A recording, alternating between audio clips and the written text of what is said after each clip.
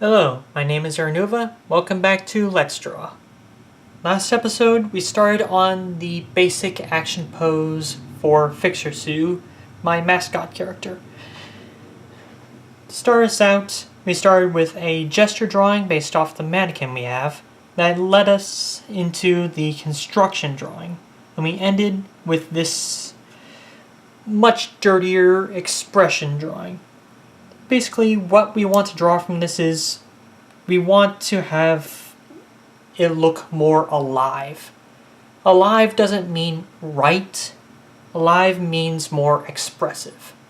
So, with this in mind, we're going to redraw from the construction based off of this expressive. So, let's start with the actual point of the drawing, which would be the hand. So,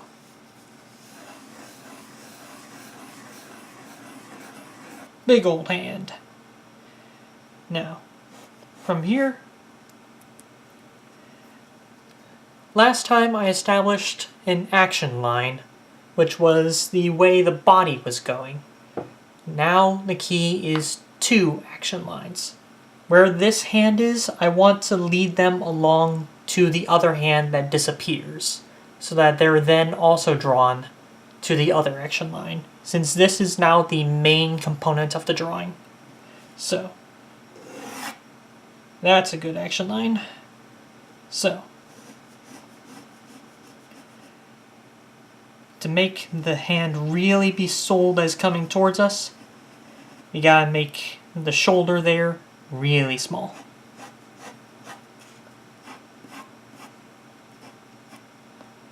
Now, this isn't even the anatomical correctness, but we'll get there.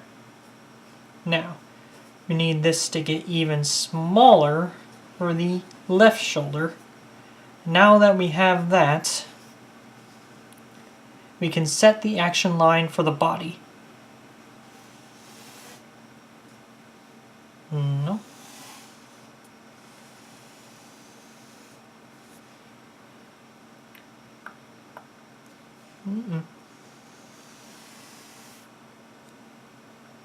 Not quite.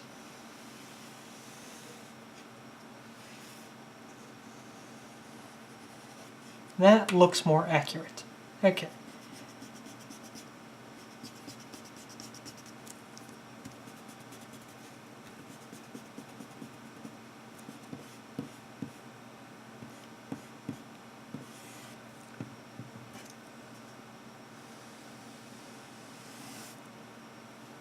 Alright. With that, we can now draw some of the body parts here.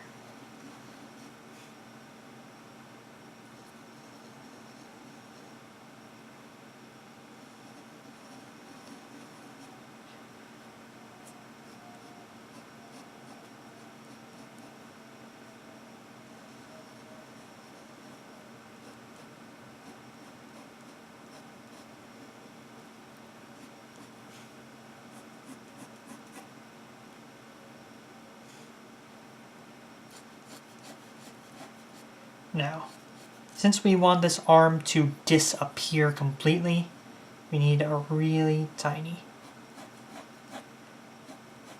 dot.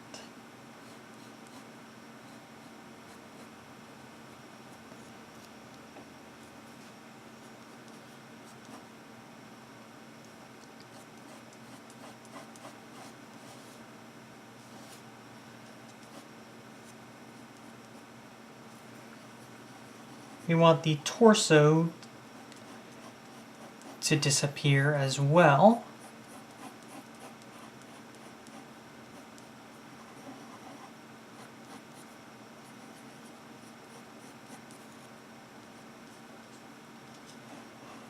Best way to make sure that we're doing that is to draw increasingly decreasing circles here. This is letting us know actually that we're not having the torso disappear. Means that we need to go in and redraw that.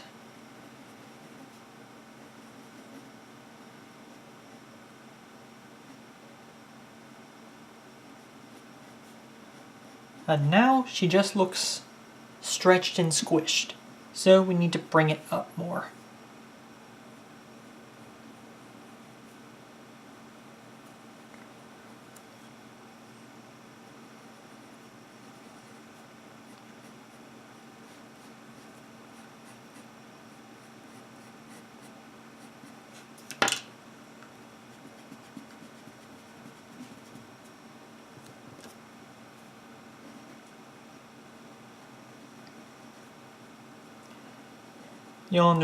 You understand why I say this isn't a how to draw series. Because this isn't, well, really teaching you how to draw so much as how I'm drawing this. Which is kind of the problem with most how to draw books. They're telling you how to draw this, not how to draw everything. Some books do try and teach you that, but they're really, really dry. Actually, no dry. I'm in Arizona, which has some lovely weather right now. It's cold, and it's basically like other people's fall, but it's nice now.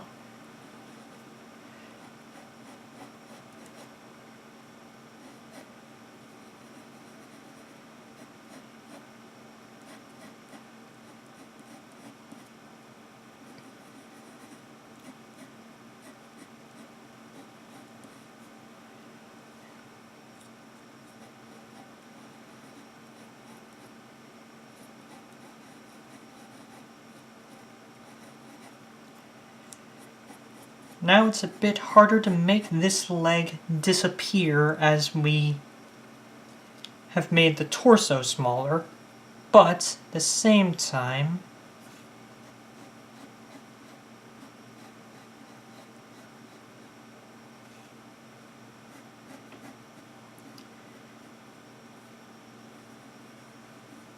if we make the other leg get a bit bigger by having the knee come towards us instead of just staying stable away from us, we can make it appear to disappear even more.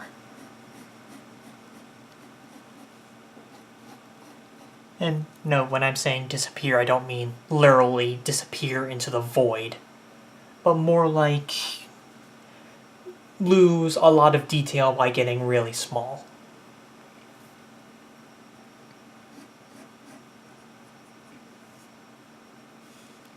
So now,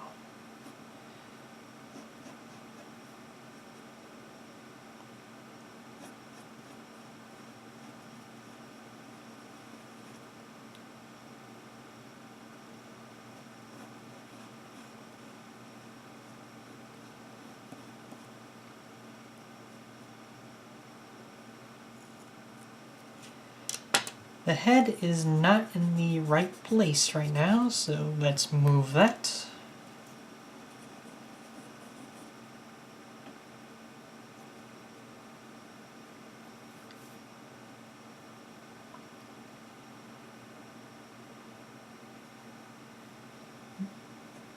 You may also note, based off of our previous images, that we've changed how the shoulders are aligned. Thing is, this seems to work better than when we made it off kilter. Now these two angles are a lot more complementary. They're perpendicular, but complementary.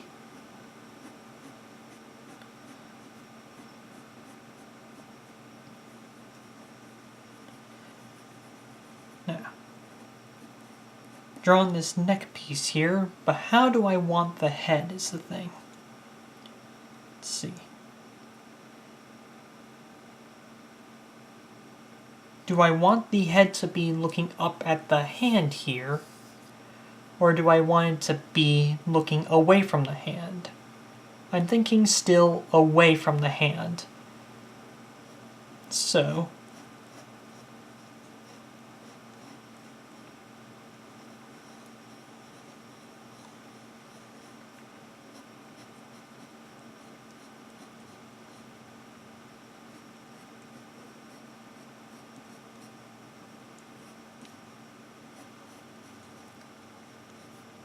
yes, that seems to look a bit better.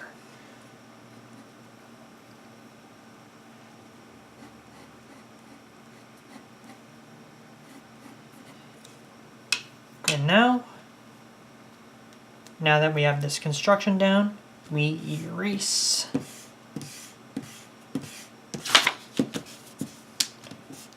Normally don't do it so hard that you ruin the paper.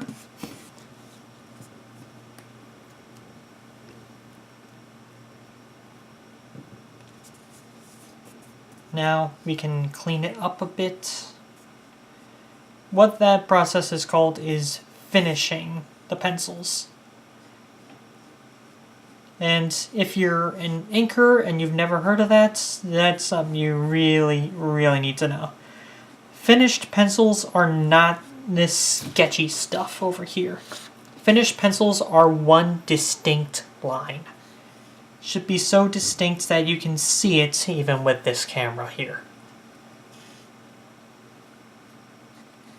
So, let's make these lines distinct.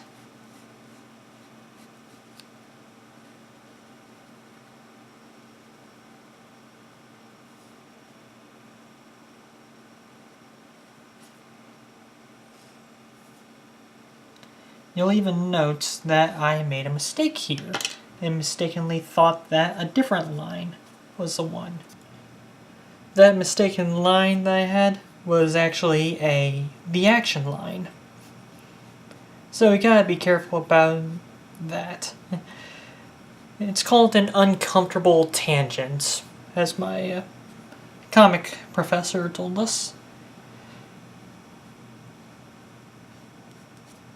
Well, that is applied more to having something really, really close to the panel border or touching the panel border. It can also apply to having a line that should not be there. Like if I were to actually draw this action line through, it'd look like that she has a stick up her ass. That's no fun.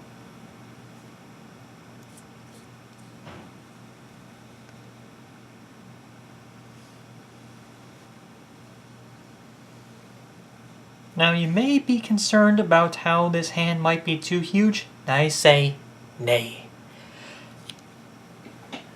If you think a hand is too big, it probably isn't big enough yet.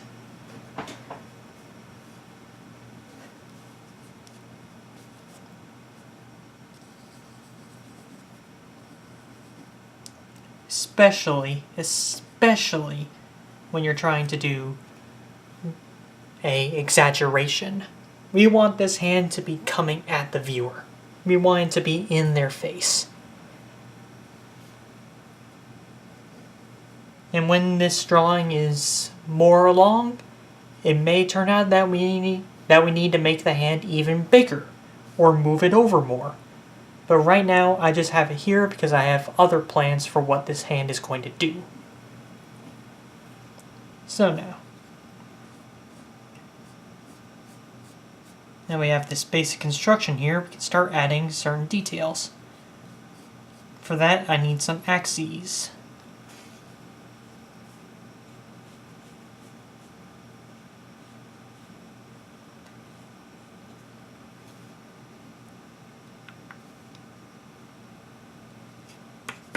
And those are some incorrect axes.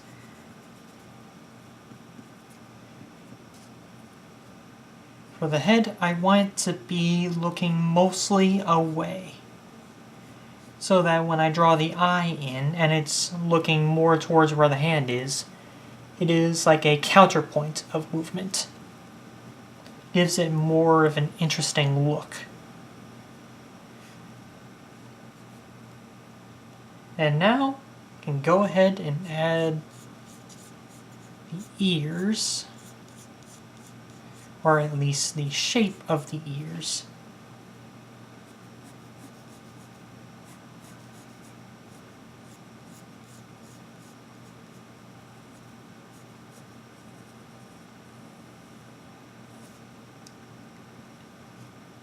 And then the hair. The hair making me realize that this eye would be covered up. So for this, I'm gonna flip it.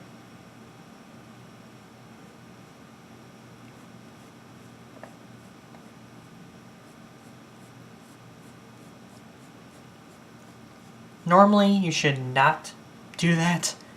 You should be aware of what eye is covered up so that you don't do that. But for this,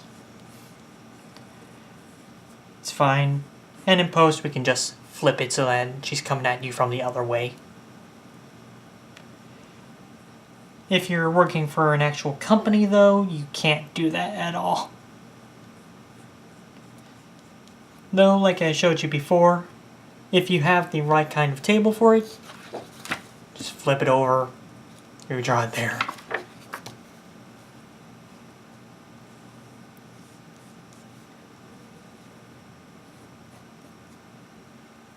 But I'm afraid we're out of time for this episode now, so thank you for watching, and I'll see you next time.